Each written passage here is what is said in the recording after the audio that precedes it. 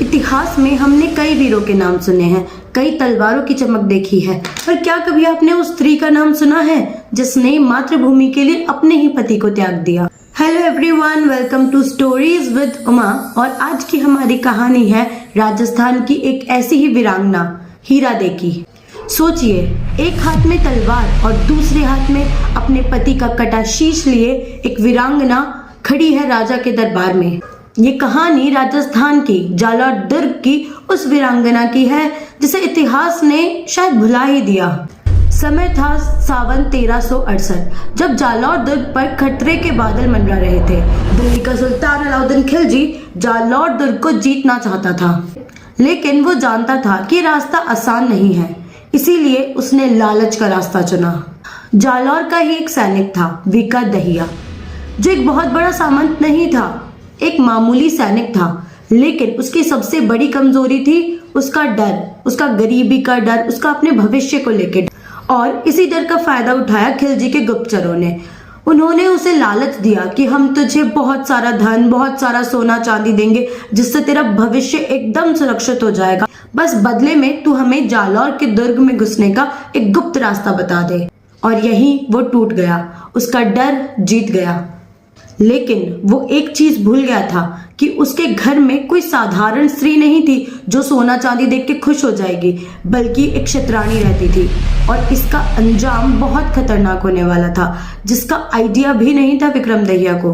तो ये जानने के लिए कि इसके आगे उसकी जो पत्नी थी उसका क्या रिएक्शन था, क्या हुआ क्या नहीं हुआ, जानने के लिए stay tuned for part 2। Till then stay safe, stay healthy. Thank you for watching. Thank you. जिस रात वो गद्दार धन लेकर घर पहुंचा, उसी रात इतिहास ने एक वीरांगना को जन्म दिया। Hello everyone, welcome to part 2 of our story about the veerangana of Rajasthan, हीरादे।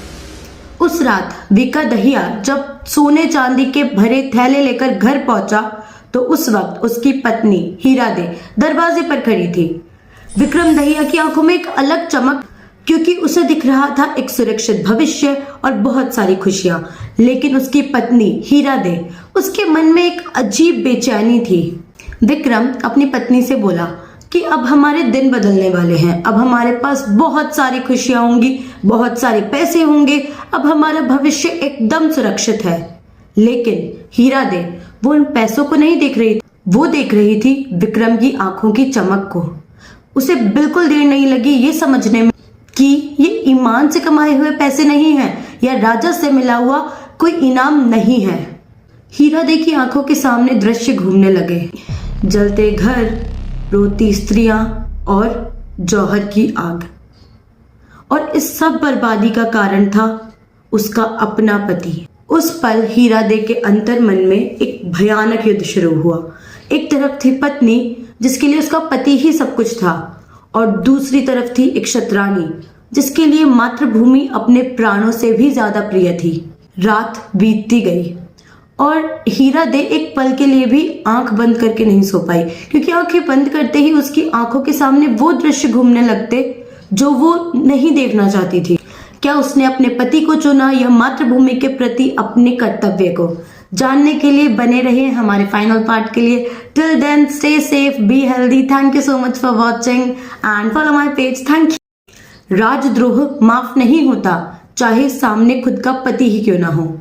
Hello everyone, welcome to the final part of our story about the veerangana of Rajasthan, Hirade. सुबह होने से पहले हीरादे उठी।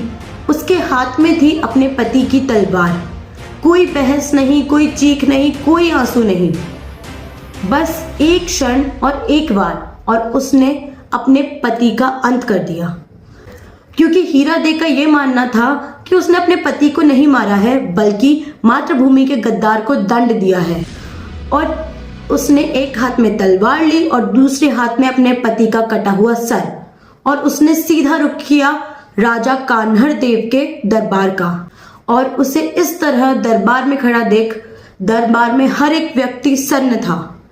कोई अपनी आंखों पर विश्वास ही नहीं कर पा रहा था कि एक स्त्री अपने खुद के पति का वध कर सकती है सिर्फ मातृभूमि की रक्षा के लिए। और हीरादे का सिर्फ इतना कहना था राजा से कि महाराज, जालौर अब सुरक्षित है। राजा कान्हड़ देव सिंहासन से उतर के आए और वो उस वीरांगना के आगे नतमस्तक हो गए।